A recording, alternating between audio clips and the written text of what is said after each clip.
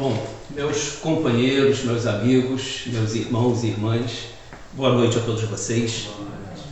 Que Deus nos abençoe, que Jesus nos ilumine e que os bons espíritos permaneçam conosco, nos envolvendo, nos trazendo paz, nos trazendo luz, nos trazendo energias positivas para que a gente tenha a disposição necessária para o aprendizado, mas mais do que isso, colocar esse aprendizado em prática em nossas vidas no dia a dia, que eles possam nos auxiliar, nos acompanhar, porque é a parte mais difícil, é a parte mais complicada.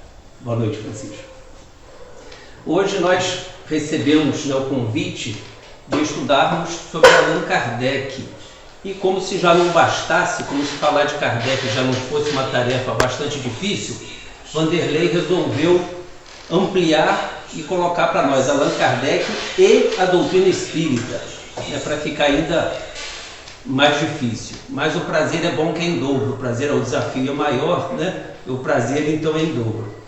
E nós estudamos Kardec no mês de outubro, porque é o mês que nós comemoramos o aniversário dele. Nós sabemos que Kardec nasceu no dia 3 de outubro. Então, geralmente, nesse mês, a gente relembra que a gente já sabe. Já estudamos muitas vezes, A ideia nem era de fazer um trabalho biográfico, mesmo porque nós não temos aí essa capacidade. Mas vale a pena relembrar algumas coisinhas que são muito importantes, mesmo porque fatos da vida dele, fatos que ele viveu, servem de exemplo, de consolo e de estímulo para nós. Então a gente estudar, a gente rever, a gente relembrar, faz bem para a gente, é importante que a gente saiba, e às vezes a gente esquece mesmo algumas coisas, então de vez em quando a gente dá uma repassada.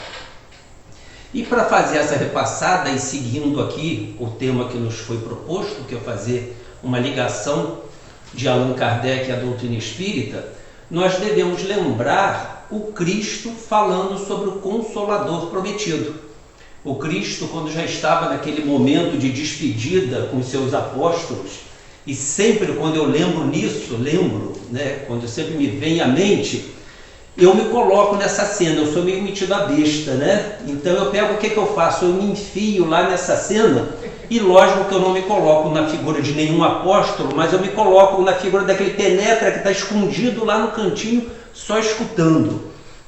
E eu fico imaginando a saudade que aquelas pessoas já sentiam, que os apóstolos do Cristo já sentiam dele e certamente ele também de seus apóstolos, o convívio que tiveram.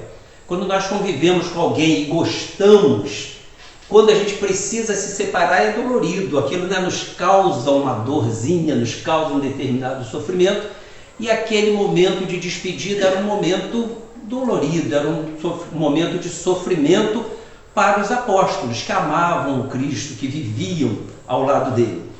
E o Cristo, sempre aquela figura amorosa, o que ele faz?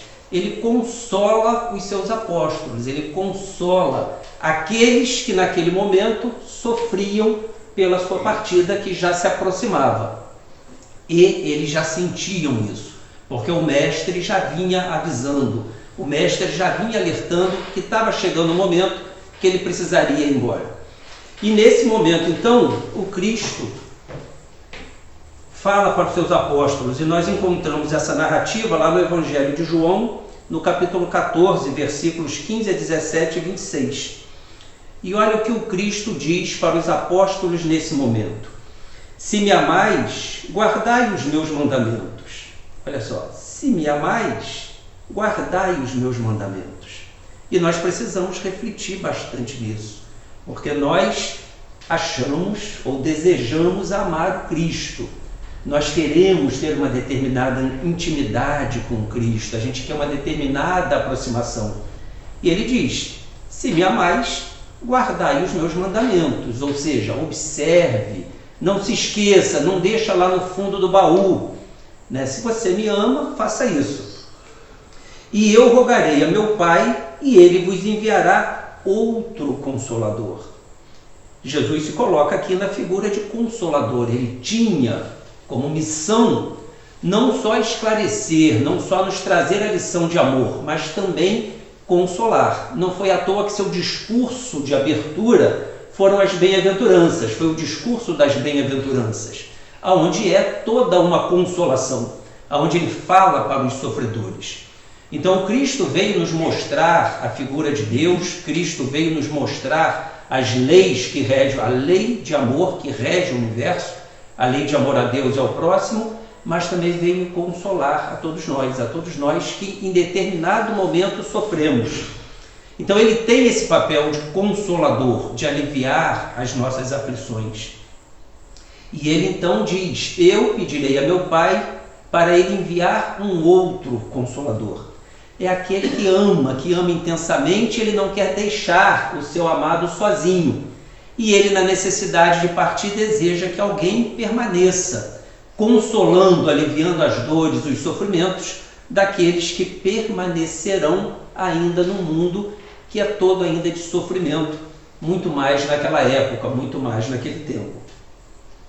E ele diz então: a fim de que fique eternamente convosco o Espírito de verdade, que o mundo não pode receber, porque o não vê e absolutamente não o conhece. Então, olha o que o Cristo diz desse outro Consolador, quer dizer, um Consolador que já existe, mas que a gente não conhece. Por quê? Porque a gente não o vê, a gente não o percebe. E de que o Cristo está falando? O que a gente não vê? O que a gente não percebe? A gente não percebe o mundo espiritual, a gente não vê o mundo espiritual.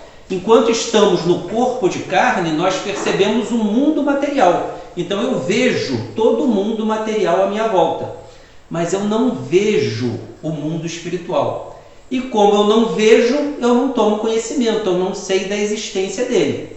Quantos de nós é assim, vive hoje no mundo material sem fazer ideia da existência de um mundo espiritual, de uma vida após a morte? Vivem somente na matéria e vivem somente para a matéria. Então o Cristo já falava de um outro mundo que nós precisávamos conhecer para nos consolarmos, mas que ainda não podia ser falado sobre ele porque nós ainda não o víamos e nós ainda não tínhamos condição de compreender. Era preciso dar tempo ao tempo. Era preciso que nós nos desenvolvêssemos em intelectualidade, ou seja, em crescimento filosófico, científico, para podermos compreender. Então, só mais tarde precisaria então que o tempo passasse. Até essa data, então, que esse novo Consolador pudesse vir até nós, o que nos daria força, o que nos manteria em sustento ou sustentados, seria somente a fé. O Cristo disse isso para Tomé, o seu apóstolo. Você criu, né? Não sei se é esse o verbo, né? O creu. Perdoe, né? É criu.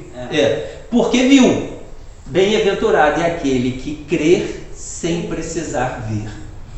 Então, aquele que acreditasse nas palavras do Cristo sem precisar ver, estaria consolado, estaria fortalecido, conseguiria viver, apesar de num mundo de provas e expiações, num mundo de dor, ainda assim consolado. Ele estaria sendo sustentado pela sua crença, pela sua fé. Mas o tempo passou, o nosso desenvolvimento intelectual foi se dando, e com isso a fé que nós tínhamos foi se esfriando. Nós fomos dando espaço para a razão, começamos a nos tornar pensadores, nós começamos a cada vez mais acreditar no que a ciência nos falava, no que a ciência nos mostrava, e começamos a desacreditar de tudo aquilo que estava fora da ciência. A fé então foi se extinguindo. Alguns mantiveram, mas a grande maioria passou a viver simplesmente para o mundo material. E todo o ensinamento do Cristo ficou esquecido, porque Jesus trouxe o consolo, mas ele precisava da fé nos homens para que a sua palavra ficasse viva. Essa fé se esfriou, a razão tomou conta, e o que nós tínhamos então, aí em 1800 e pouco, 1830 até 1860, era o mundo se tornando cada vez mais científico, filosófico, desenvolvido e a fé cada vez mais longe e o homem cada vez mais descrente. Era preciso, então, agora fazer uma reorganização. Nós não poderíamos destruir de forma nenhuma a ciência é natural, a ciência é de Deus. Ela simplesmente precisaria passar a conviver com a fé. A fé precisaria reganhar, essa palavra está horrível. Ela precisava retomar o seu lugar, ela precisava se refazer em meio da ciência. Ela precisava brotar novamente, ela precisava crescer novamente em meio à ciência. E nós vivemos um tempo que nós, por um lado, tínhamos a ciência e os homens de ciência, e por outro lado, os religiosos com as suas religiões e suas crenças, completamente separados uns dos outros. A ciência numa disputa, querendo ganhar espaço com a religião brigando com a ciência porque não queria perder espaço, e nós passamos a ter então forças opostas, uma querendo destruir a outra. Enquanto sendo duas forças divinas, elas precisavam se encontrar, elas precisavam se unir. Fé e religião precisavam se reunir. Esse justamente é o trabalho da doutrina espírita. Fazer com que a religião, ou seja, a fé e a ciência se entrelacem, se completem, passem a conviver e ambas realizem o trabalho de aperfeiçoamento do homem e de fortalecimento do homem. Enquanto a ciência e a filosofia nos faz progredir, em termos de conhecimentos, a fé nos fortalece, a fé nos sustenta, a fé nos mantém de pé. Então nós precisamos de fé e nós precisamos do desenvolvimento científico. E a doutrina espírita, esse consolador que o Cristo nos prometeu, tem exatamente esse papel de unir a ciência e os nossos conhecimentos com a fé que nós precisamos manter firmes dentro de nós para nos mantermos felizes e caminhando para a frente. É chegado então o momento dessa ligação, dessa união se dar. Nós chegamos a um ponto que o homem não poderia continuar perdendo a sua fé, a sociedade, as organizações vendo a fé do homem cada vez mais enfraquecida e o homem se tornando cada vez mais materialista. Era chegado aquele momento. E esse momento, então, muitos espíritos foram convocados a arregaçarem as mangas, a assumirem tarefas para que essa doutrina pudesse vir ao mundo, para que ela pudesse se estabelecer e para que pudesse ser realizada, então, essa união entre a religião e entre a ciência, entre a filosofia, para que tudo isso pudesse se unir, se entrelaçar e servir ao homem. Muitos espíritos elevados, já habitantes de mundos superiores, já afastados do planeta Terra, foram chamados e vieram organizar os ensinamentos que hoje estão nos livros, muitos guardados nas prateleiras, nos armários, embaixo das estantes, esquecidos, porque a gente tem muita ocupação no dia e pouco a gente faz uso, mas quando o calo dói a gente corre lá e lembra onde o livro está guardado e a gente vai em encontro deles. É importante que eles estejam assim abertos à nossa frente no dia a dia, para que a gente não se esqueça, para que a gente faça uso, para que todo esse trabalho não seja perdido. E também muitos espíritos foram chamados a reencarnar para fazerem o papel que cabia a eles aqui, no mundo terreno, no corpo de carne. É um trabalho feito pela união das duas esferas, dos dois planos, melhor dizendo, do plano dos desencarnados, do plano espiritual e do plano material. E um desses espíritos que foi chamado, que foi convocado para realizar o papel aqui, num corpo de carne, no plano material, foi o nosso amigo Hippolyte Léon Denisard Rivail, que nós chamamos de Allan Kardec. Foi um espírito que reencarnou, entre outros, com a tarefa de receber os ensinamentos que viriam do plano espiritual para materializá-los, para organizá-los, para que eles pudessem ficar à nossa disposição. E assim então nós temos esse nosso companheiro muito conhecido pelo pseudônimo de Allan Kardec, mas que na realidade foi batizado com outro nome. E um dos ensinamentos que ele deixa para nós é exatamente esse: aquele que se esforça seriamente por melhorar assegura para si a felicidade já nesta vida. É um desejo que todos nós temos, a felicidade. Todos nós desejamos ter a felicidade.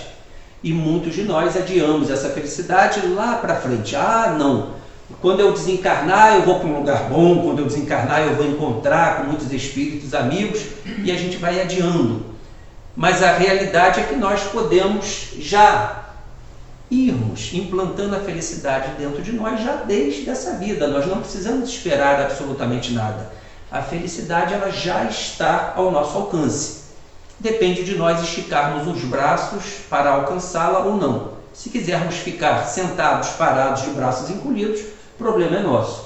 E ele diz: esforçar-se seriamente, ou se esforçar seriamente. Porque às vezes a gente acha que está se esforçando, a gente diz que está se esforçando, mas é tudo brincadeirinha, né? A gente se engana, a gente se mascara. Vamos nos olhar de uma forma mais séria, vamos nos preocupar mais conosco, com a obtenção dessa felicidade, e vamos agir mais seriamente conosco mesmo. E ter a consciência, se nós nos esforçarmos de forma séria, de forma convicta, nós podemos alcançar essa felicidade. Porque quantas vezes a gente programa? Hoje é sexta, fim de semana a gente pula. Na segunda-feira eu vou começar. E a gente já está se enganando, porque se for sério a gente começa agora, a gente não deixa para segunda-feira. E a gente deixa muitas coisas, o perdão para segunda-feira, a gente deixa para procurar aquela pessoa que a gente precisa dar um abraço na segunda-feira, e a gente empurra tudo para frente, e na segunda-feira é outra semana, e fica lá para frente, a gente não faz absolutamente nada. Nós precisamos agir de uma forma um pouco mais séria conosco mesmo. E essa então é a mensagem que ele deixa para nós. Então, relembrando um pouquinho, de forma superficial, né, a biografia desse nosso companheiro, e é importante a gente saber, às vezes a gente acha que todo mundo sabe, mas não tem muito tempo eu estava conversando sobre doutrina espírita com uma pessoa que eu estou acostumado a conversar com ela frequentemente sobre doutrina espírita. E é uma pessoa que sabe bastante sobre doutrina espírita. E ela me fez o seguinte comentário: ué, Allan Kardec era um pseudônimo, o nome dele não era esse mesmo. E então ele tinha feito essa descoberta recentemente. Uma pessoa que já vinha estudando a doutrina espírita há algum tempo não fazia ideia que Allan Kardec era um pseudônimo. Então às vezes a gente acha que todo mundo sabe, mas na realidade às vezes a gente esquece. Então, Hippolyte Léon Delisle Rivail, o nome verdadeiro, o nome de batismo, o nome de registro desse nosso companheiro.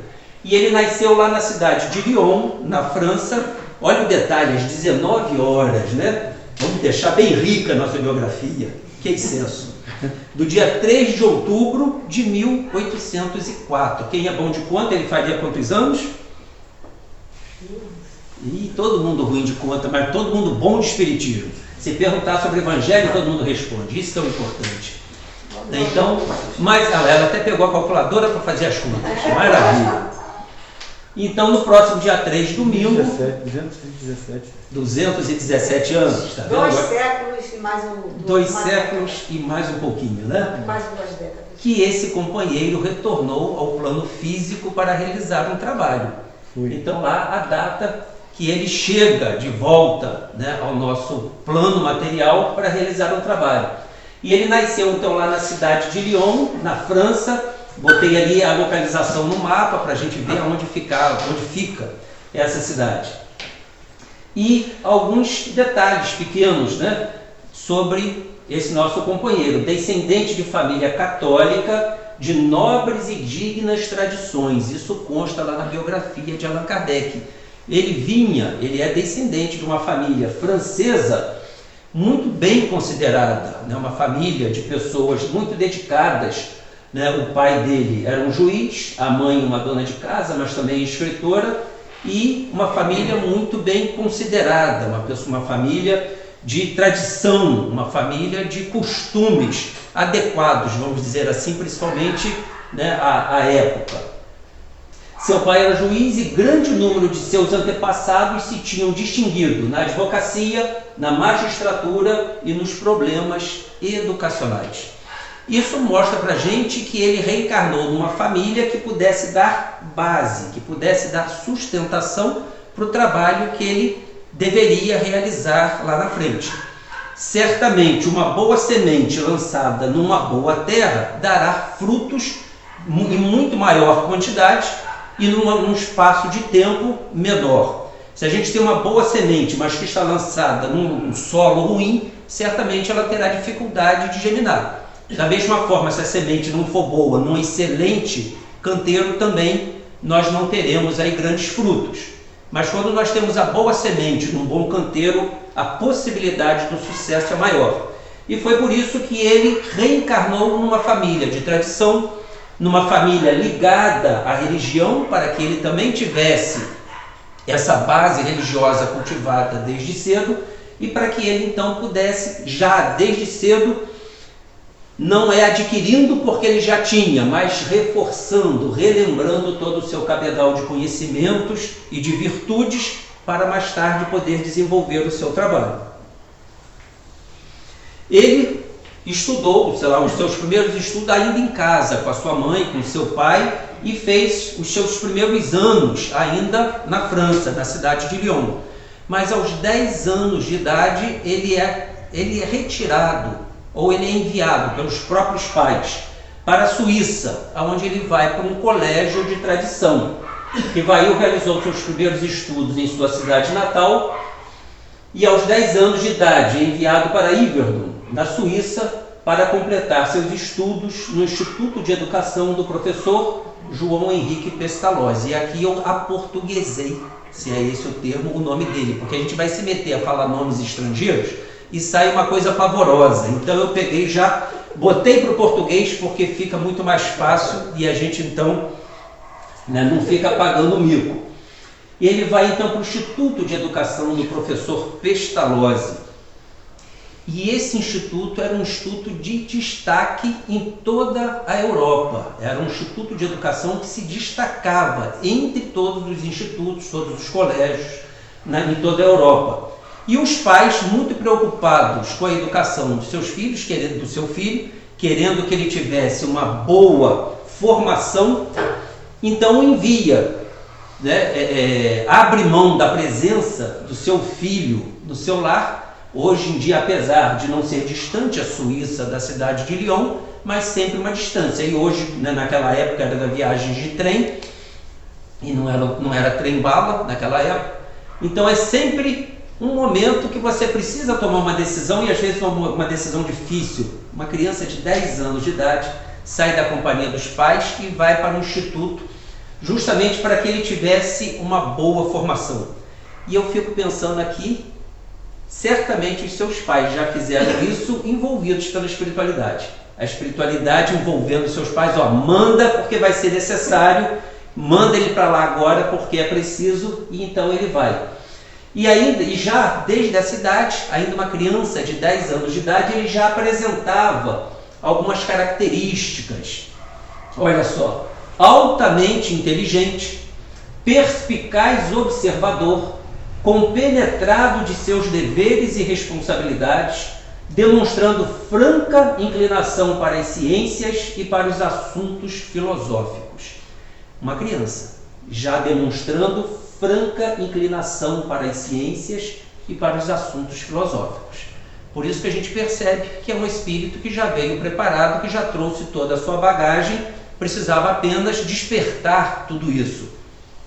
Já trazia a sua grande bagagem e com as características necessárias para realizar o seu trabalho mais tarde. Altamente inteligente, ou seja, a inteligência evidentemente é necessária. Agora, perspicaz observador, compenetrado de seus deveres e responsabilidades. Já eram características já na infância, com 10 anos de idade. Então a gente percebe que o Cristo chamou a nata, né, como a gente costuma dizer. Realmente chamou para essa obra, os grandes espíritos, aqueles realmente já formados para realizar o trabalho. Então a gente vê que é um trabalho muito bem preparado, muito bem estruturado, um trabalho feito pelo Cristo, não ia ser diferente. E ali então, ali está o nome dele agora, na sua língua natal, Johann Henrique Pestalozzi, né? Nascido em 1746 a 1827. E ele tinha como lema: o amor é o eterno fundamento da educação. Isso em 1800 e alguma coisa. Século XVI e XVII. 16 e 17. Não, perdão, 18 e 19. 18 e 19. Final, ele nasce no meio do século 18, exatamente. Ele desencarna no século XIX, início do século XIX. E já tendo como lema o amor na educação, como fundamento da educação. Quer dizer, nada daquele negócio de palmatória, de chicote, de botar ajoelhado atrás da porta em cima de caroço de milho e outros costumes mais que nós conhecemos lá na infância. O amor. E segundo, tá na biografia, esse era o jeito dele, sempre muito amável com as crianças, sempre muito à vontade, se colocando no mesmo plano e nada daquela figura que eu sei, eu sou o mestre, estou aqui, vocês estão aí, e não há aproximação, né? Então já desde essa época uma outra cabeça, uma outra filosofia, um outro sentimento envolvido. E foi nesse clima de fraternidade que Allan Kardec, Hipólito Léon Denis Rivail, então começou os seus estudos mais sérios, que ele cresceu, que ele conviveu, e ele permaneceu com o professor Pestalozzi durante 10 anos, dos seus 10 aos 20 anos de idade. E foi um aluno que se destacou tanto nesse instituto que ele se tornou auxiliar de Pestalozzi, ele era o monitor de Pestalozzi. E muitas vezes ele assumiu turmas para que ele fosse então um instrutor, para que ele desse aula, para que ele fosse o cuidador. Então a gente vê um jovem na adolescência completamente envolvido com a educação e com o cuidado com seu semelhante, né? Criado completamente, crescido completamente nesse envolvimento. Então ele já foi tendo não só o seu preparo intelectual, mas também o seu preparo espiritual, desenvolvendo os fundamentos do amor e da solidariedade. Pode falar, Marcinha. A gente não imagina esse foco, né? Esse foco, a importância dele no Instituto Pestalozzi. Exatamente. A gente nunca tinha visto por esse foco. Ele teve uma participação ainda, né, bem garoto, né, jovem, né, muito importante. Ele chegou a substituir o Pestalozzi. Ele substituiu o Pestalozzi. Na viagem. Eu tenho um neto de 17 anos, quer dizer, com 17 para 20 são 3 anos. Esse período de 10 a 20 anos. Exatamente. Já se destacando não só nos estudos, mas no seu comportamento e na admiração que ele tinha por Pestalozzi. Era diferenciado. Exatamente. Então ele vem se tornar um discípulo de Pestalozzi, né? Então ali eu trouxe as figuras desse castelo lá de Yverdon, lá na Suíça, o castelo, né? Escola modelo da Europa, onde línguas, raças, crenças, culturas e hábitos diferentes se misturavam. As crianças e os jovens aprendiam a lição da fraternidade, da igualdade e da liberdade. E a gente vê que até hoje, às vezes, a gente ainda tem dificuldade com as diferenças. A gente até está hoje brigando, lutando com isso, com as diferenças de cor, né, de nível social, de educação, de orientação sexual. Exatamente, a gente até hoje se debatendo. E lá, a essa altura, as crenças, culturas e hábitos diferentes se misturavam e todos conviviam e aprendiam muito bem. E foi nesse clima então que ele já foi aprendendo a conviver muito bem com todas as diferenças. E ele foi se desenvolvendo e se tornando uma pessoa realmente muito rica em termos de conhecimento. Linguista e poliglota. Falava francês, falava alemão, falava inglês, falava italiano, falava espanhol, falava holandês. Tudo isso consta lá da biografia dele, né? E hoje a única coisa que eu sei ainda é o good morning, muito mal e porcamente, né? E a gente não consegue. Mal é pior ainda, às vezes, do português, que a gente, né, aprende desde criança. E, no entanto, aí por aí a gente vê a capacidade neurolinguística que ele traz, porque ter a possibilidade de aprender essa quantidade enorme de línguas, professor, né, no liceu polimático, nas cadeiras de fisiologia, astronomia, química e física, exige uma plasticidade cerebral, exige uma capacidade neurolinguística enorme, muito grande.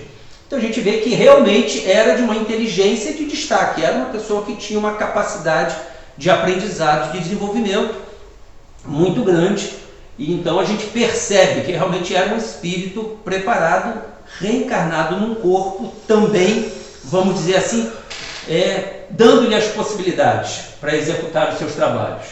Autor de diversas obras sobre educação adotadas pela Universidade de França. Ele escreveu vários livros e esses livros eram utilizados nas universidades, na Universidade de França. Isso por aí a gente percebe a qualidade dos livros escritos por ele, a qualidade do seu trabalho. Fundou em Paris, agora lá na França, um instituto semelhante ao de Pestalozzi, por isso que eu digo que ele se tornou um discípulo de Pestalozzi. Ele quis levar para a França todo aquele ambiente de amor, de fraternidade, de aprendizado que ele usufruiu lá na Suíça, tendo como sócio um de seus tios.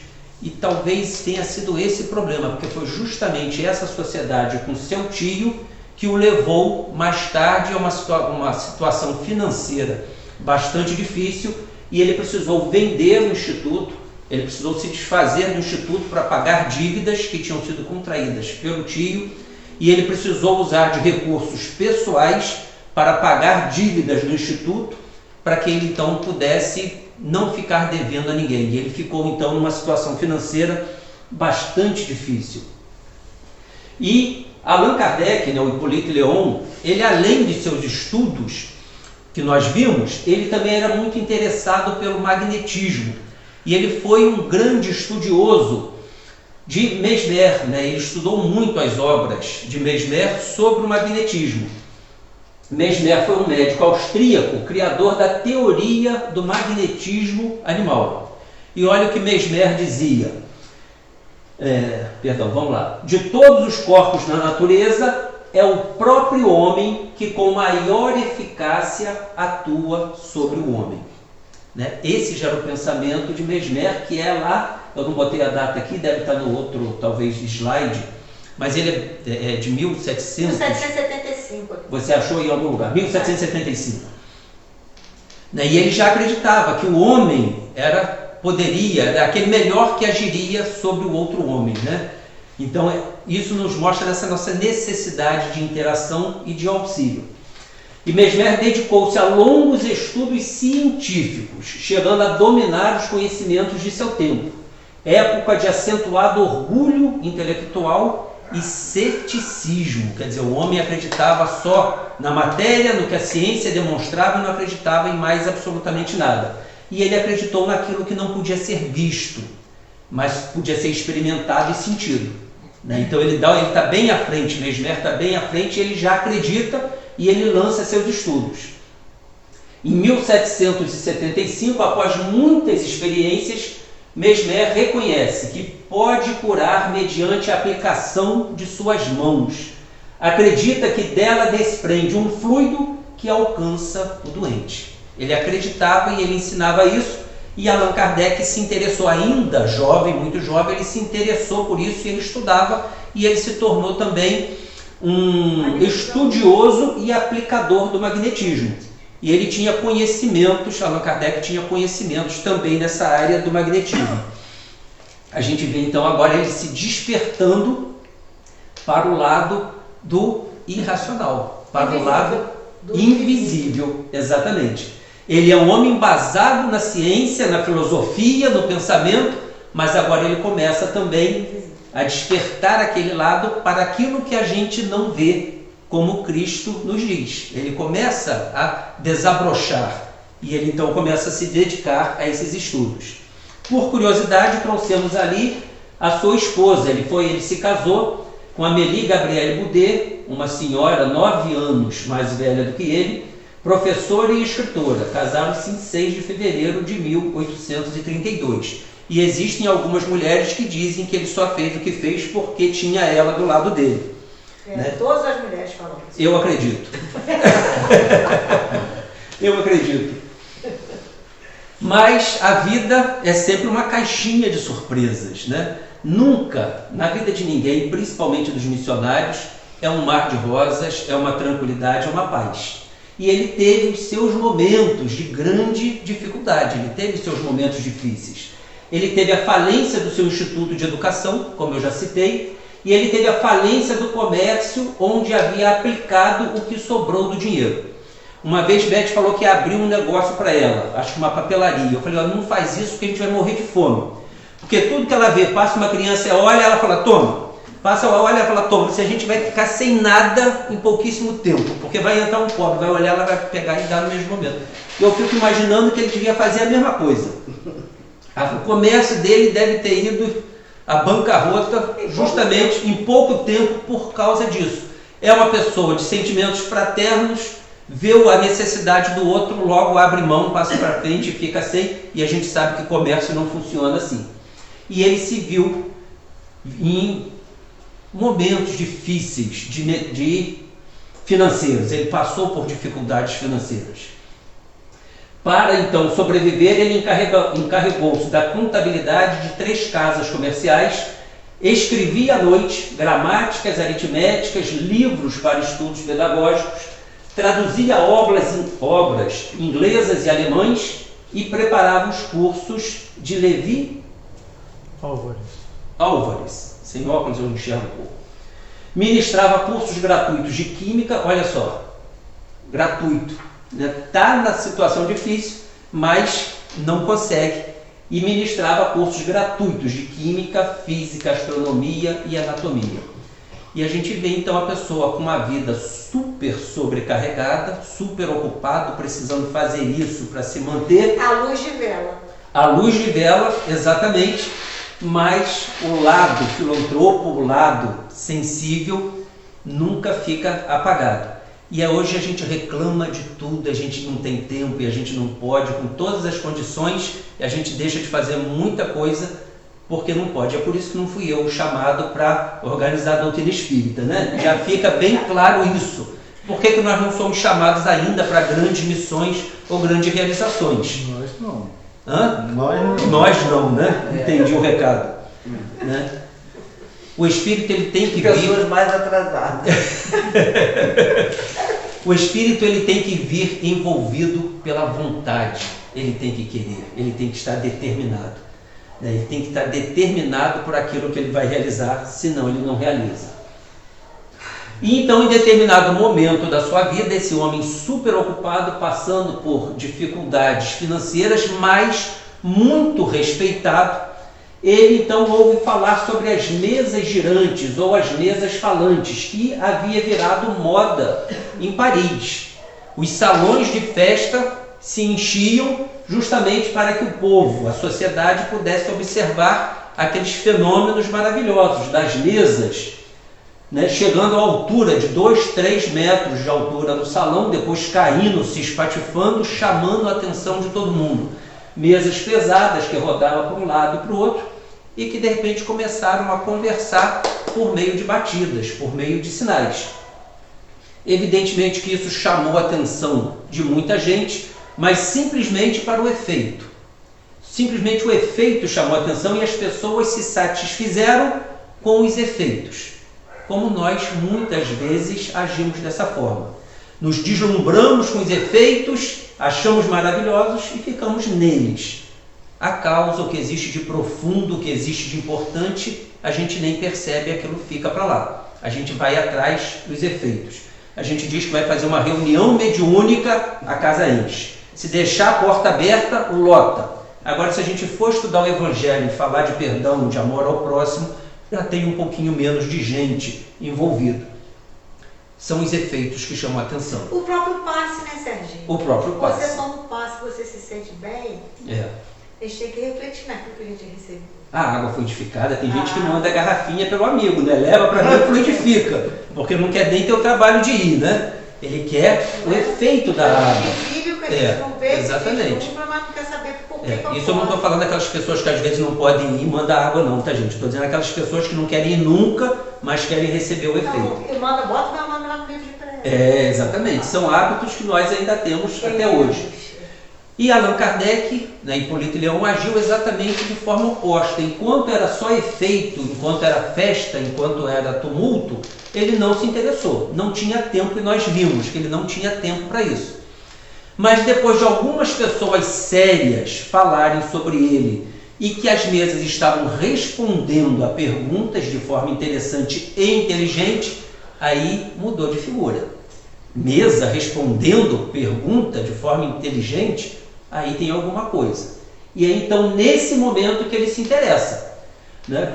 Começava a girar e a dar salto sem que ninguém fizesse alguma força. Certinho, tem uma história que o senhor de Derot chama ele para ir e ele fala, eu não vou, porque isso não é possível acontecer. Não, mas vamos, você vai gostar. Se você me provar que mesa tem nervo, tem cérebro, tem nervo, os nervos, eu vou. Aí o seu Diderot não tinha como provar, ele não ia, né? Sim. Até que um dia, né, o senhor Diderot convenceu ele, não, vamos, porque você vai ficar impressionado, a resposta é assim, assim, assim. Justamente pelas respostas inteligentes. E então que ele vai.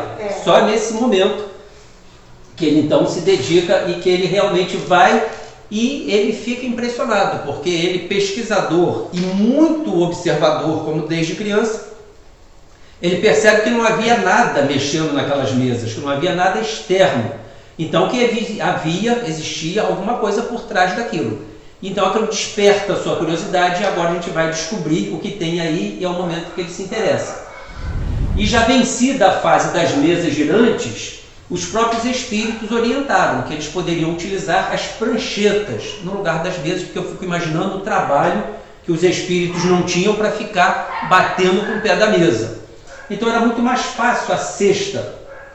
E ali estão as mãos de duas médiuns, a Julie e a Caroline Baldin, com 14 e 16 anos de idade. Elas eram as médiuns das quais Allan Kardec mais se serviu para entrevistar os espíritos. E elas colocavam as mãos e, por meio do magnetismo que elas ofereciam aos espíritos, os espíritos movimentavam e o lápis escreviam ali as páginas endereçadas e respondiam às perguntas.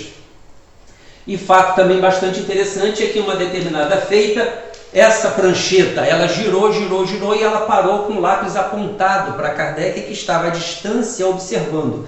Enquanto as meninas faziam o trabalho na mesa, Allan Kardec ficava à distância observando e o lápis parou apontando para ele. E nesse momento o lápis escreve: és tu o obreiro que reconstruirás o que foi demolido. E ele então recebe essa mensagem dos espíritos, dizendo diretamente para ele, fazendo ali a convocação, fazendo o seu chamamento, que ele era o obreiro que deveria reconstruir o que foi destruído. De que os espíritos estavam falando? Do cristianismo. O Cristo trouxe os seus ensinamentos, o Cristo construiu essa grande edificação, mas nós fomos destruindo porque deixamos abandonado e ele foi entrando em ruína e esse edifício, por ter sido deixado em abandono, se destruiu, se deteriorou. E então agora ele é chamado como obreiro para reconstruir, para colocar novamente o cristianismo de pé. O cristianismo como o Cristo nos trouxe, e não com os costumes desenvolvidos por nós ao longo dos séculos. Era trazer de volta os ensinamentos do Cristo de forma pura. E é justamente isso que nós vemos no Evangelho segundo o Espiritismo. O Evangelho segundo o Espiritismo se preocupa, ele cuida dos ensinos morais do Cristo. Os fatos da vida do Cristo, não importa se Maria era virgem, se não era virgem, se Maria tinha tantos anos, se foi o Espírito que apareceu para ela, isso não importa. O que importa é o ensinamento que o Cristo deu, né? Todos os outros fatos que muitas pessoas se prendem em discussões, em costumes, e tem que ser feito dessa e dessa forma, para o Espiritismo não interessa. Interessa o que o Cristo ensinou, o amor a Deus e amor ao próximo. Essa é a reedificação. Isso é trazer o cristianismo de volta. É revivermos o que o Cristo realmente, de fato, nos ensinou. Allan Kardec, o espírito que se autodenominava Zéfiro, tá? É o nome do espírito, deu-lhe uma comunicação, na qual lhe dizia tê-lo conhecido em uma precedente existência, quando viviam juntos nas Galhas. Ele se chamava então Allan Kardec, ou seja, Hippolyte Léon Denis Rivail, numa existência precedente, ainda antes de Cristo, ainda na época do imperador Júlio César em Roma. Isso foi por volta do ano 50 a.C. Ele teve uma encarnação, que ele era um druida, e ele se chamava Allan Kardec. E então, esse espírito revela isso para ele, e como a amizade que ele havia votado só fazia aumentar, prometia-lhe esse espírito secundá-lo, ou seja, ajudá-lo na tarefa a que era chamado. Então, esse espírito, Zéfiro, ele promete a Hippolyte Léon Denis Rivail que vai acompanhá-lo, que vai auxiliá-lo em toda a sua tarefa. E eu coloquei ali então os livros que Allan Kardec organizou para a gente, só para a gente relembrar, né? O Livro dos Espíritos, 1857, logo o que é o Espiritismo, em 1959, o Livro dos Médiuns, em 1861, o Evangelho, em 64, o Céu e o Inferno, em 1965 e a Gênese, em 1868. Oi? Olha a quantidade de obras, e obras densas, né, que ele organizou num curto espaço de tempo. Mais a revista, né? Mais a revista espírita que ele escrevia, né, e artigos de jornais também que ele escrevia, e reuniões que ele participava, a fundação da Sociedade para a Ciência do Espiritismo. Espíritas que ele fazia, exatamente. Para fundar os núcleos de espiritismo. Alta dedicação. A missão dos reformadores está cheia de escolhos e de perigos, e a tua é rude. Disso te previno, porque é o mundo inteiro que se trata de agitar e de transformar. E é bastante interessante, porque Kardec, aqui por esse espírito verdade, está lá em Obras Póstumas, coloca ele na posição de reformador. Nós conhecemos Kardec, chamamos de codificador, porque organizou as obras, mas o Espírito Verdade coloca ele numa posição de reformador, né? Justamente reformar aquele edifício, o edifício do cristianismo, que nós citamos lá. Ele vem com essa missão de servir aos espíritos como reformador. E nós já estamos terminando, eu sei que eu já passei do horário, mas Kardec, que escreve essa carta, e eu acho bastante interessante, Kardec diz: escreva esta nota no dia 1º de janeiro de 1867, 10 anos e meio depois que esta comunicação me foi dada, que nós vimos no slide anterior, e verifico que ela se realizou em todos os pontos, porque experimentei todas as vicissitudes que nela me foram anunciadas. Tendo sido alvo de ódio de implacáveis inimigos, da injúria, da calúnia, da inveja e do ciúme, têm sido publicados contra mim infames libelos, as minhas melhores instruções têm sido desnaturadas, tenho sido traído por aqueles em quem depositar a confiança e pago com a ingratidão por aqueles a quem tinha prestado serviços.